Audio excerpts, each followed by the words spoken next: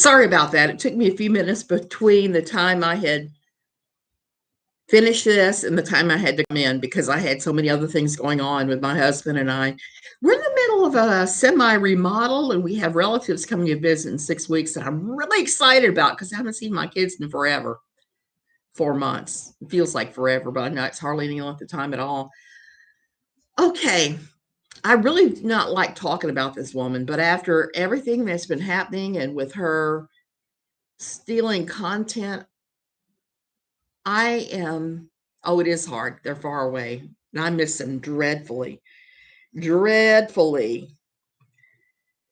But I gotta tell you, I've been struggling not to do this video since yesterday after I saw which way somebody is. I've got a weird spot on my leggings. Once I saw that somebody is making claims again about CULTs and her involvement with them. And she borrowed some of my story yet again. That's what she does. So we're going to break that down. If you don't know who I am, I'm Suzanne Titkemeyer. I wrote for Pathos for nearly 10 years, a column called No Longer Quivering about evangelical quiverful. These are just my opinions, and don't bully anybody I'm going to talk about. My daughter was on the other side of the U.S. for over a year, missed her too much. Yes. When you don't have your kids near you, even your adult kids, it can really be just incredibly, I don't want to say painful because it's not really painful. It's more like an ache, a deep ache that you just never recover from. And I'm having all kinds of deep aches, and that's why I haven't been on as much lately because I'm struggling with my health again. The food allergies have been brutal. It is a heartache, most definitely. So I have to start first with a little vignette, a little story about life here and how that translates into a certain person plagiarizing yet again her experiences from others. Friday night, I went and played bingo with my husband.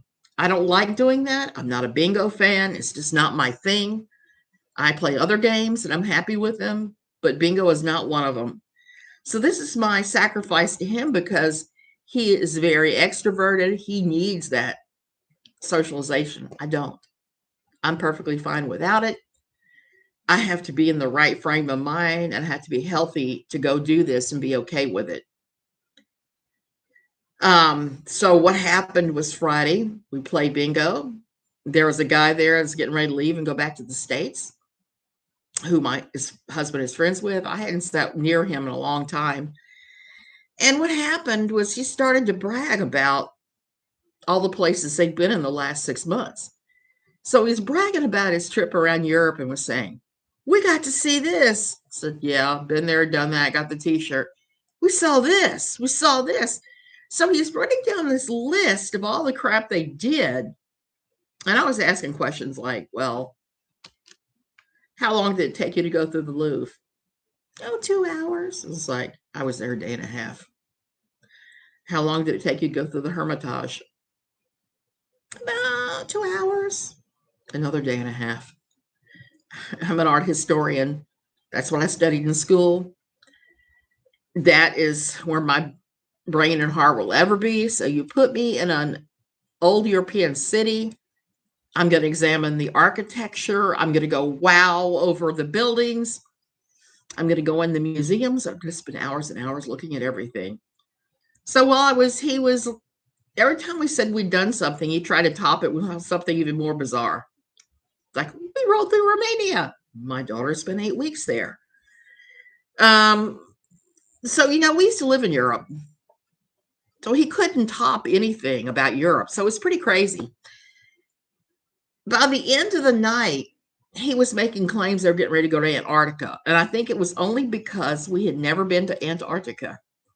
And I said, that cruise to Antarctica is rumored to be the vomit comet because the seas are so rough. Well, I don't care.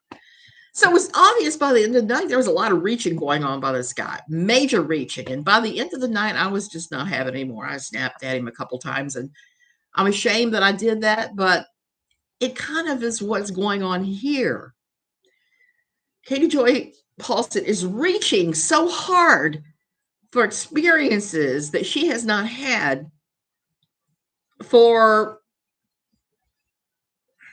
I don't want to say dignity because it's not dignity. Let's just say for clout, because she likes to use that word and accuse everybody of clout. She's as reaching as hard as this guy did. And I was making this guy pretty much fall off the cliff of reaching because he was trying to say over and over all this crap about Europe he'd done. I was kind of like, yeah, I've been there, done that. So this is the same exact sort of thing. And he went to the top of the cliff, just like she is starting to do again. I don't like to make whole streams about her. I feel like I need to hop in the shower and scrub afterwards with a hog bristled brush and the kind of fluid you pour on yourself when you pour on your things when you're doing stained glass, the flux remover. I feel like I need to do that every single time I talk about her. So what I'm trying to do is I'm trying to contain it in one conversation. She in the last couple days has posted about her rock and roll church. Again, a term no evangelical church ever uses. It's contemporary worship, contemporary praise and worship, praise and worship. It's not rock and roll church. I've never heard it called that. So I'm going to say that yet again, because I've said that so many times and I have that in my frequently asked questions about my time with her. She also made a claim that I've never heard before that I believe she lifted straight from my story. She claimed that she joined the church when she was at the bottom emotionally. And all the time I knew her, I've never known her to say that about her time joining her church. She told me, and she just said it in videos, she said it in writing, that she joined her very standard, non-denominational evangelical church, because that's what it was, to get money and freebies.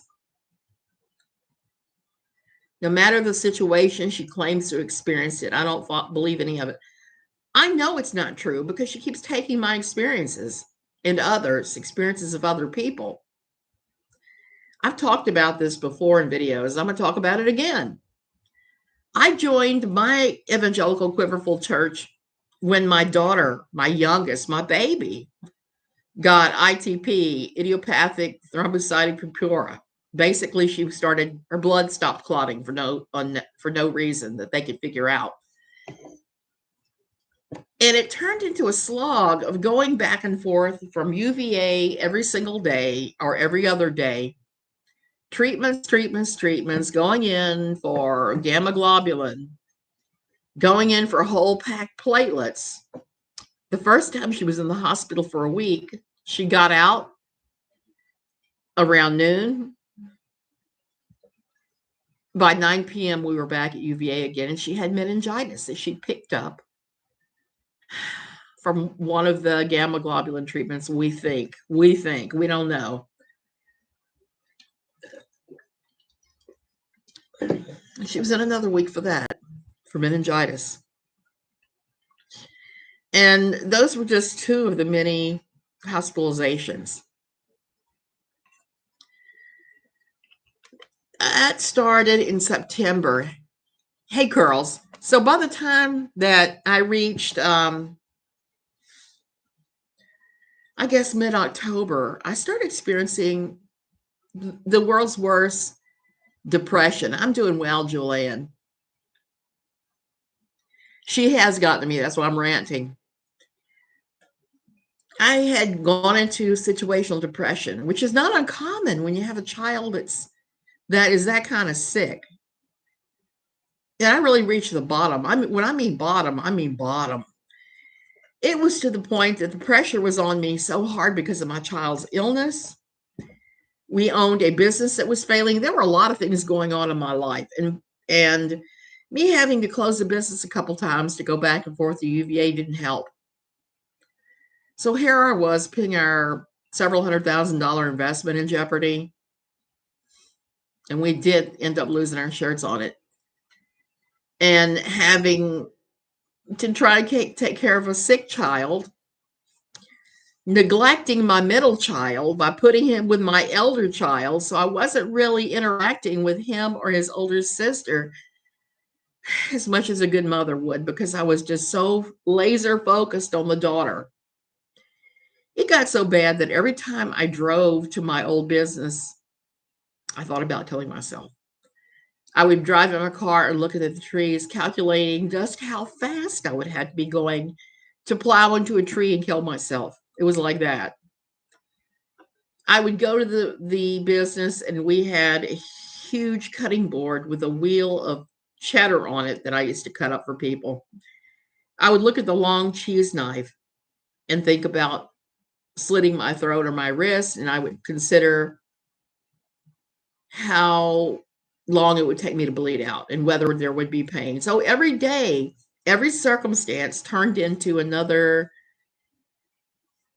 mental thing of me thinking about unaliving myself. And I never even told anybody at the time.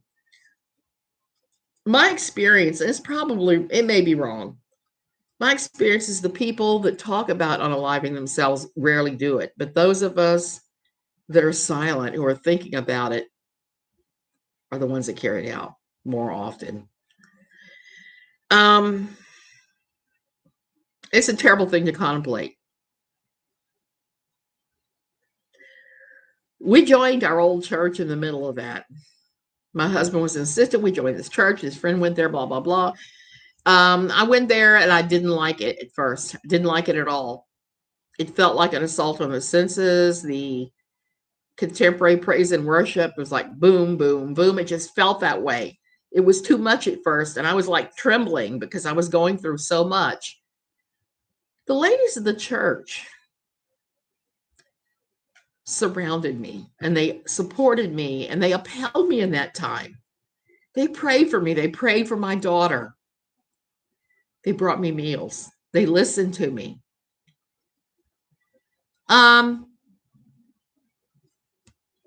Jewel, at first, no, I didn't have anybody. But the ladies of the church loved me back into life. That plus I decided that it behooved me to get help. And so I started going to the local mental health facility in my town. I got put on medication. I started doing talk therapy. The ladies of the church was just loving me into wellness. And I did come out of it. It was situational. So once I had this support system in place that I had never experienced in my life, they were like the family I had never had. The family I never had loving me back to life again, because it was such a horrible, horrible thing. Thank God I did. Because right now I'm almost shaking thinking about what would have happened had I had acted on my impulses and I had unalived myself. I think about that a lot sometimes.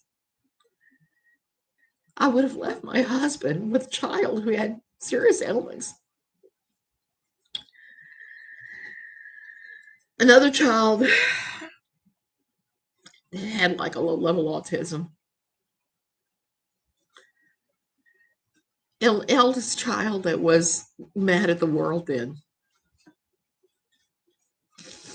And a husband who counted on me to do so many things. So that's what happened. And to this day, for all the horribleness that went down at the church, I have nothing but love and gratitude for what they did to me. Now, I realize that what they did is a common technique called love bombing. But I'm also going to say at the same time, the love bombing I received is exactly what I needed in the moment. It worked for me. Hey, Christoph Ann. That's good. I'm glad you guys want to talk to. Hoping that having that support system in place is important. It most definitely is. And I started going to the women's Bible study. I started really engaging with so many things. I've talked about this before. A lot of these evangelical churches, what they'll do is they will plug you in immediately. And it's good and bad, both. It was good in that it gave me something bigger, higher, and greater to focus on than my own emotions until the medication started working. And it made me feel like part of the group immediately. So it was positive in that regards. That I can't ever look down upon. They did me a solid. That's back when that church was actually relatively normal. Very much just a country church that followed the Bible in those days. I truly believe people are put in our lives for a reason, and those church ladies gave you a gift to continue. Yeah, they did. They gave me an enormous gift. And it was coming at me from all sides at that moment. It was a really hard, tense time in my life. I was even being investigated for postal irregularities because I was a town postmaster, and apparently abandoning the country store to be with my child when she was in the hospital was dereliction of duty. So, and there were some other things going on. I had sold a money order and not immediately turned the money in. There were just some things going on that weren't great, that they were actually investigating me and talking about charging me. So this was just all sides at once. Situational depression. It is what it is. I don't lie about it. It's what happened to me. So to hear her suddenly claim that she was at the bottom, emotion wise, or when she joined, after having her told me her story several times and continually reading about it, I know that she is doing the I'm stealing your life experiences story again. So this for me is just so awful. She's trying to present herself as an expert in CULTs, and she hates Christianity. She hates Christians. She may say that she doesn't, but I've yet to ever hear her say one positive thing about Christians or Christianity. I am still a Christian to this day. Am I a perfect Christian? Well, hell no. If I'd have been a perfect Christian, I wouldn't have tried to bitch slap Mr. Braggadocio with my tongue. I would have just nodded and smiled. I wouldn't have made him feel like he had to go there. And I'm actually ashamed of my behavior that night because I should have done that. I should have just let him have his little fantasy instead of saying, yeah, I've been there, done that. I should have let him have his little fantasy of exclusion, that he was just special. She's trying to wear my skin. Exactly. She's trying to gain my experience. And it frightens me because this is why I have not finished my book and published it about my time in Quiverful, because I'm deathly afraid that she's going to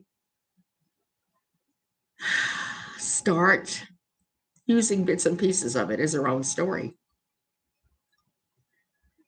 So I thought I would come on here and talk about this today because I want to also say I'm committed to finishing and publishing by the end of the year. And I want to give her a distinct warning. If she uses parts of the book as parts of her own experience on YouTube, I will issue a channel strike, and I will have my book as my proof. As a succubus, I kind of think of her that way too. I've always said she's an emotional vampire. She hasn't really lived much of a life, shut in the basement, living on the experiences of others. Her recent stories about being in a Catholic CULT were kind of ridiculous. She told me it had been standard Christianity that she'd been part of in those days. Standard Catholicism, I should say, not standard Christianity. And I believe that to be true. Ended up being a Marian Catholic, like I was for some years. Except that I wasn't atheist. I was more agnostic. And there is a difference. There's a pretty big difference. And even my Christianity today, my walk with Jesus, I call it, looks nothing like a lot of people's Christianity because I've just been through so much in my life. And I pay attention to the words of Jesus only. I'm not trying to pay attention to Paul and everybody else. None of us can stop KJ, unfortunately, but don't let her stop you from your book. I like the warning idea, but I truly want to read your book. Girls, I truly want you to read it. It's my experiences are pretty unique, and they're what led me to start working on No Longer Quivering, because I was working out my own salvation with fear and trembling in my terrible church story. And it was really sad because our church went from a standard kind of evangelical church that just taught the Bible to this almost freak show at the end where there were all these splits and there was crazy things happening because of some of the conferences some of us went to. And I admit I participated in that conference stuff. I used to go to Toronto Airport Christian Fellowship. I used to love all the things that we called the miracles, the gold dust from the sky, the possibility to seeing gemstones fall from the sky, people roaring like lions, fire tunnels, flags, praying in tongues I was never really great with. But there were some things about the church that always gave me pause, and it got worse as time went on. And that's what the book is about. It's about me being love bombed in by some great ladies that treated me wonderfully to the nasty, dirty, last worthless Sunday morning. And since I've come here, I've had more experiences with crazy evangelical churches that could easily fit the mold of my first church. My husband doesn't see it yet. And the church he's going to now is kind of in a sense of flux where it could go either way. I hope it goes to redeeming and standard rather than crazy town. But the old church and these churches have the same problem. That problem is money. Like I was saying yesterday, money in churches, it's kind of an evil. It's one of the things that creates a lot of these problems.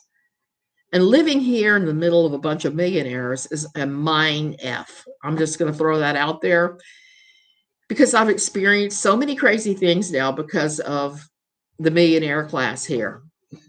Yesterday, I got to talk about yesterday. Are you taking notes, Katie Joy, so you can take all this and use it too? Yesterday was a perfect example of what I call the millionaire scum class yesterday here. I went to look at a kitchen island at this high-end furniture store near us that's run by a bunch of Europeans. They have a chain of these stores in Europe. They do have a lot of high grade, better grade stuff. But we're living in a place where the high humidity tends to rot everything. And, we're on our way here in a very little bit to do the final purchasing on our island from another place. We went in there to that place because my husband wanted to get some other options because there aren't that many places. You usually have to have a kitchen island custom built. So sure enough, we walked in there and it was the same deal, custom build kitchen island. I said, well, we need this size, we need these materials, and we need this top. Can you give me a range that it might be in? What they told me was they have to come out and measure your kitchen to give you an estimate. I think they're probably measuring your wallet as well. And when they come to your house, they can see how serious you are. I finally got him to admit that they don't carry the wood that I wanted for this to match my kitchen cabinets. And they don't carry the wood, and it's quite the involved process. I was kind of like, nope. So while we're standing there and having this conversation, another salesperson, a sales lady, comes up with two wealthy gringos. Cuts right in the middle of what we're doing, where I'm pointing out light fixtures and backsplashes and stuff to my husband that I might want to buy from this place. She doesn't say excuse me or anything. I'm literally have my hand, I'm pointing, and she gets here. So I just wasn't having it. We were about to walk out, ran into somebody I know that works there and said, look, we have a custom cabinet maker here that can make you a Guanacaste wood kitchen island. Let me come out to your house and take a look at what we're looking at, and then I'll get with our cabinet maker and get you a price. And I said, cool. I know this guy. I'm going to call him Jose because for the sake of of him being anonymous, I call all my Ticos on here Jose.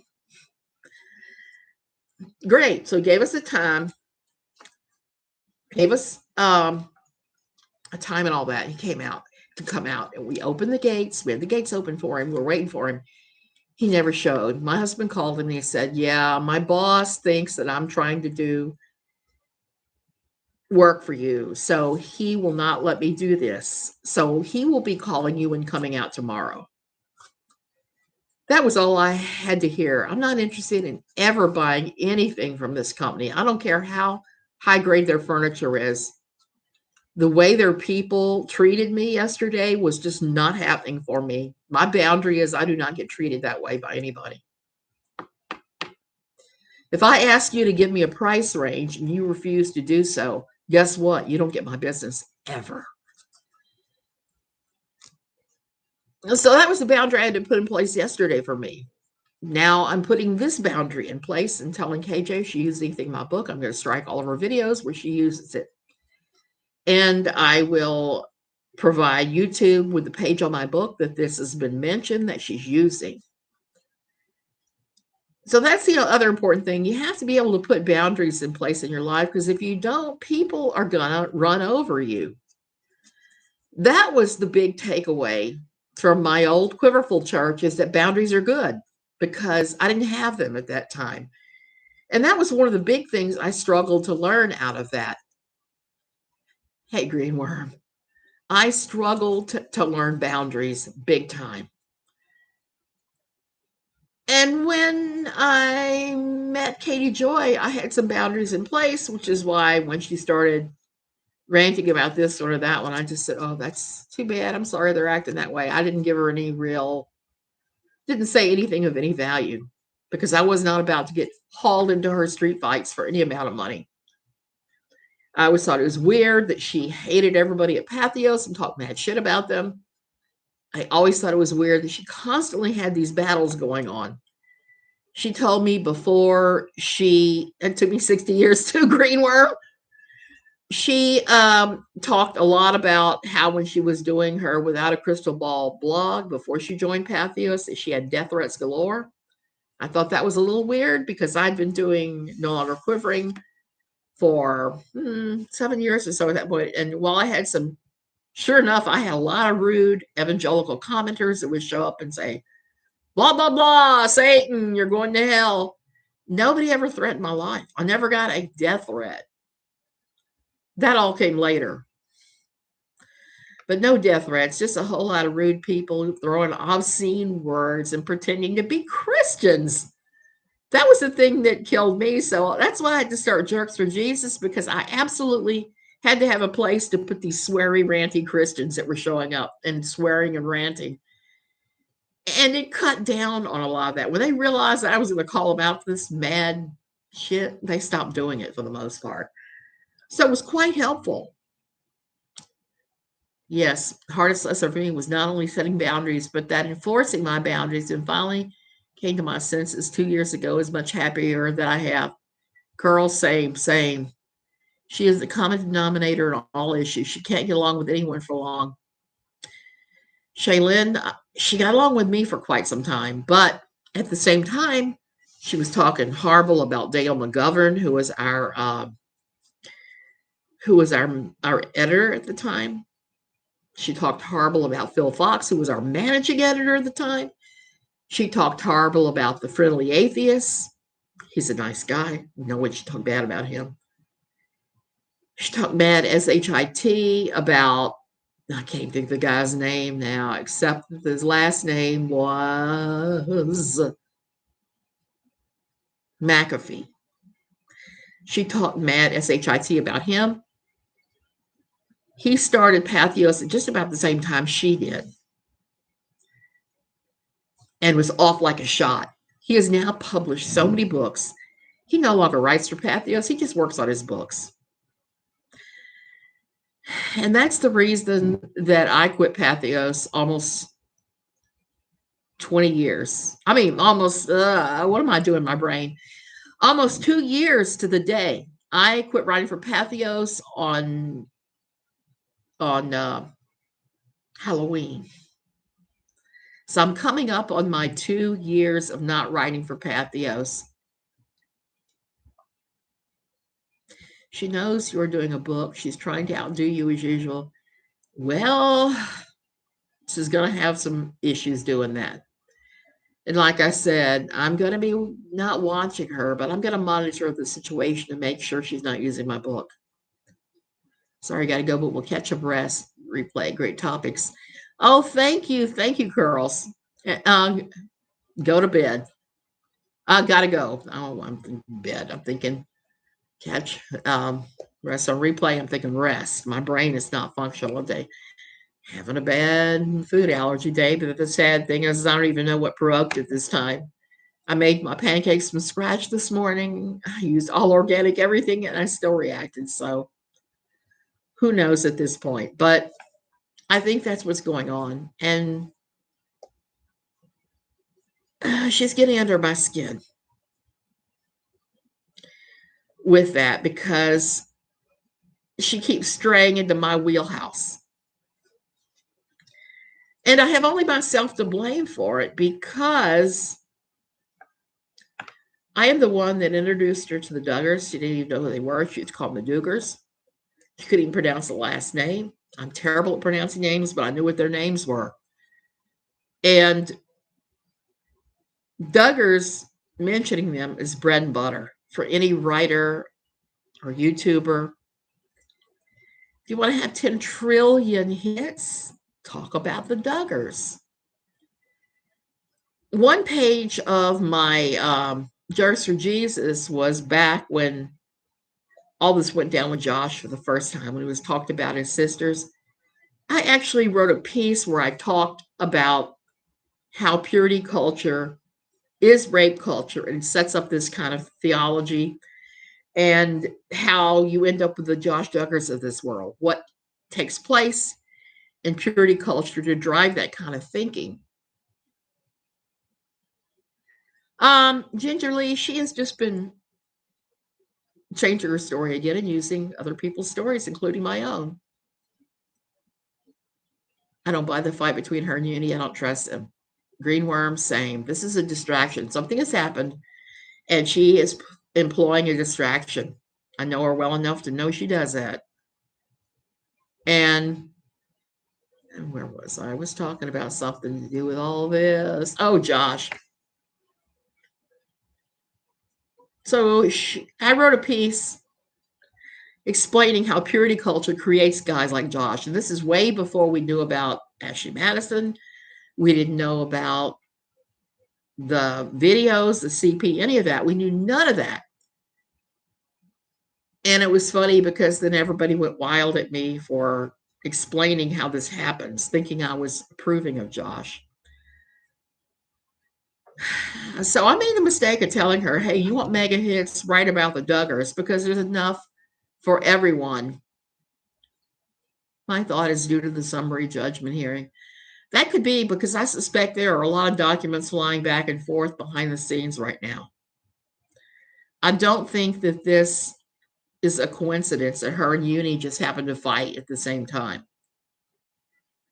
And she's trying to make herself look better by pretending that she's pro LGBTQ. We've seen her behavior towards that community and some of the things she said and claimed. And about the trans people. And it's just awful. It's just awful. And I've told her before, my version of Christianity means I don't worry about most other people's sin. Most other people's sin or not sin, or whatever you want to call it, is their business. And there's no difference between the lady that gossips over the fence and somebody who commits a truly heinous act in the eyes of God. I mean, nothing new on the docket. Yeah, I looked, but I don't see that there's anything. But I would not doubt that there are things in the works that we don't know about. or that she's pleading with 7M to settle. That would be my biggest guess at this whole thing. There's probably a settlement attempt going on that she's freaking out about because they're saying no, they're not settling.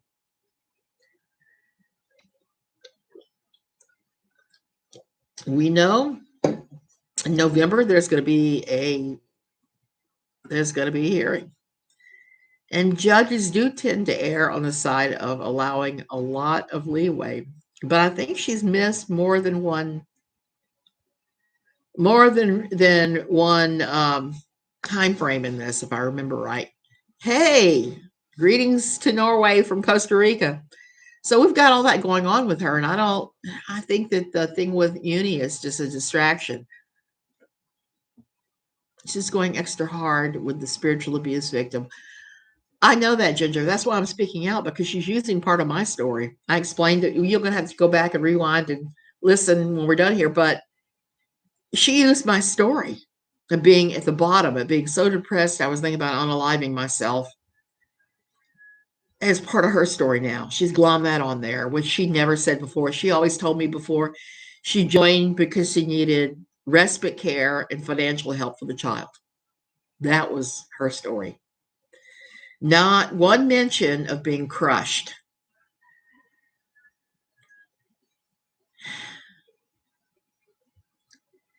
And that just, to me, should have been a red flag to me, because how you can go through having a child. I'm so tired of her too. But at the same time, I hate the fact that she plagiarizes me. So when she does, I'm probably going to speak out about her. But she never once said, yeah, it feels invasive. It does. It feels very invasive. And it feels re-traumatizing, quite frankly. And I don't like that. I don't like being in that space. I don't like feeling those feelings again. Writing the book was bad enough.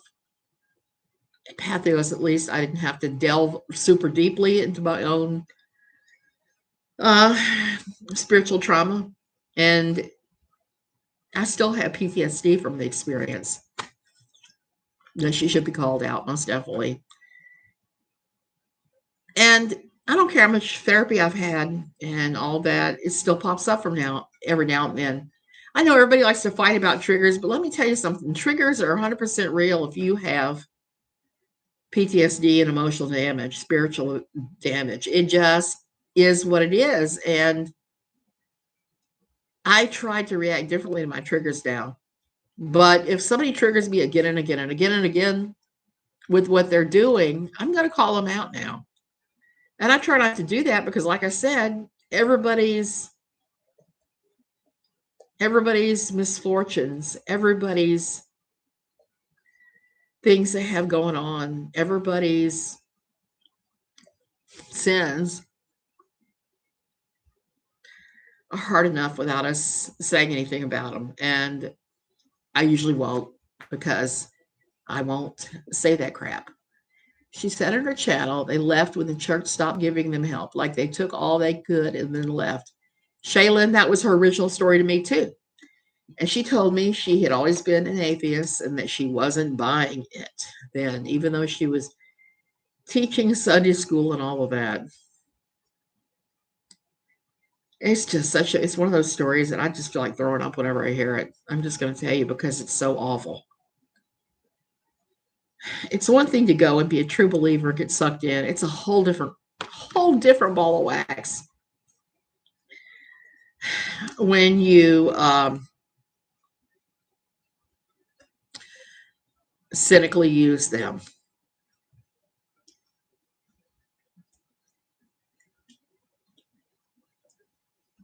Yes, they are pagans, and pagans are not atheists. He is a pagan. She's an atheist.